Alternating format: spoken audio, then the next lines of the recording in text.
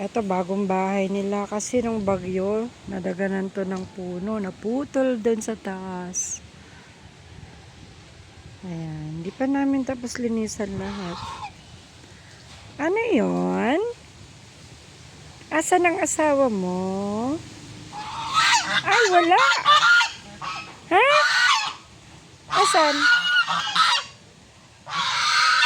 Ano?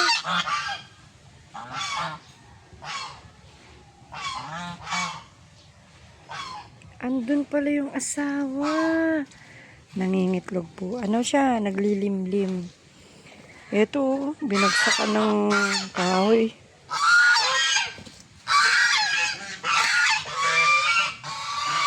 Yun.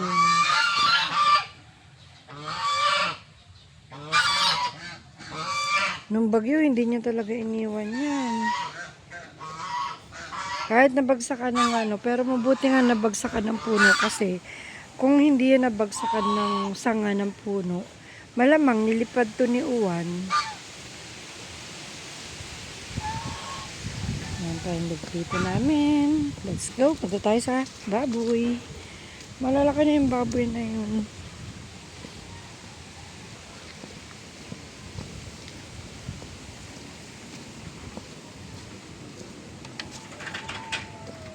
Hello.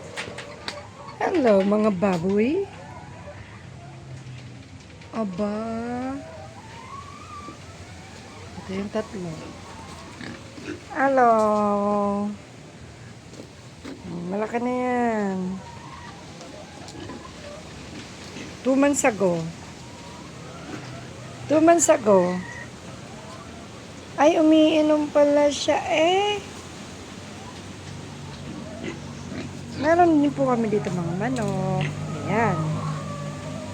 Ito sila oh. Dati 50 heads yan. Paitloging manok. Brown decal. Ewan ko ba? Hindi ko alam ang tawag sa kanila. 50 heads po to. Medyo mahina ang itlog simula nung ano, nung bumagyong Uwan. Hello? Hello? Kamusta? Ang bibilis lumaki, pero usog. 2 months. 2 months na sila. Simula ng unang video, meron akong post ng unang video. Ayan, o, diba noon, kasya-kasya silang 5 dyan. Ay, ngayon, 2 na lang silang kasya, o. O, ha? Hello?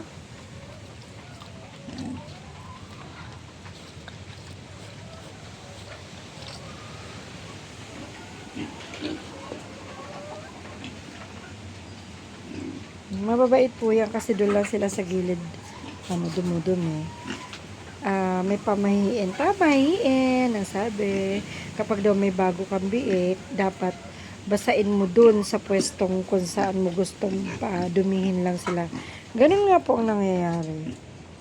Tip lang po yan. Ang ganda ng katawan nito. Babae po to. Ito. 2 babae namin. Ito yung isang babae. Ang ganda-ganda ng puwet. Oh. Mataas sila. Ang sexy. Ayan po for today's video.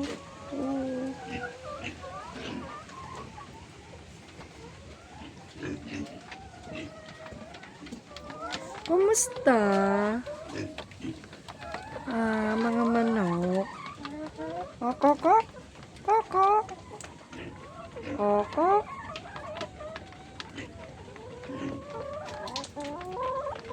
Koko?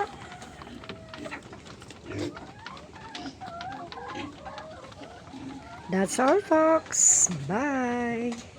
Have a nice day.